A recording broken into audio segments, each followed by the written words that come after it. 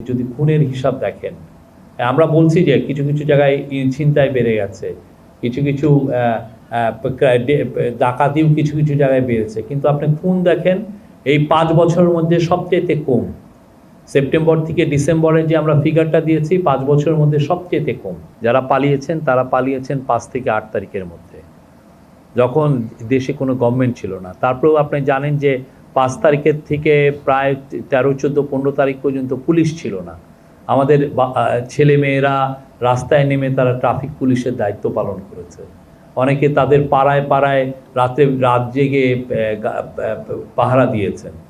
তো সেই জায়গায় আপনি মানে একটা এই যে উদ্ভূত পরিস্থিতিতে আমরা তারপরে পুলিশকে তাদের কাজে ফিরিয়ে এনেছি, এনে আস্তে আস্তে তারা দেখেন আইন শৃঙ্খলা পরিস্থিতি কিন্তু অনেক ভালো। এবং আমাদের ডেপুটি প্রেস সেক্রেটারি কয়দিন আগে বললেন না যে আপনি যদি খুনের হিসাব দেখেন, আমরা বলছি যে কিছু কিছু জায়গায় ছিনতাই বেড়ে গেছে, কিছু কিছু ডাকাতিও কিছু কিছু জায়গায় বেড়েছে, কিন্তু আপনি খুন দেখেন এই 5 বছরের মধ্যে সবচেয়ে কম। সেপ্টেম্বর থেকে ডিসেম্বরে যে আমরা ফিগারটা দিয়েছি 5 বছরের মধ্যে সবচেয়ে কম। তাহলে কি এটা তো আমরা তো ডেটা ম্যানিপুলেট করছি না। আর আপনার প্রথম কোশ্চেনটা কি ছিল? যারা এক্সপোর্ট করেন অনেক ইনফ্লেটেড ফিগার আসে, তো সেটা নিয়ে এই জায়গাগুলো সমন্বয় করার দায়িত্ব হচ্ছে Bangladesh bank, national board of revenue এবং এক্সপোর্ট প্রমোশন ব্যুরো। এখন যে ফিগারটা আসছে আপনারা দেখেন, যে ফিগারটা পান এটা কিন্তু সমন্বয় করা ফিগার।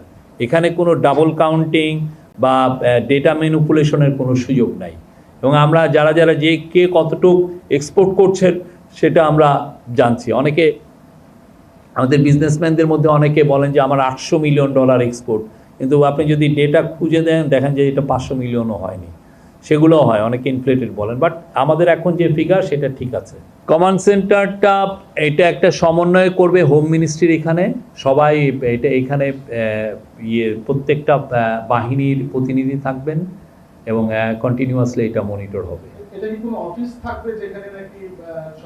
আপনারা এটা আস্তে আস্তে জানতে পারবেন কি কি থাকবে কি কি থাকবে না। এটা আরও আজকে তো কাজ শুরু করবে, আপনারা যখন এটা ফুললি কাজ হবে আপনারাই ওখানে যে বুঝবেন যে তারা কিভাবে কাজ করছে।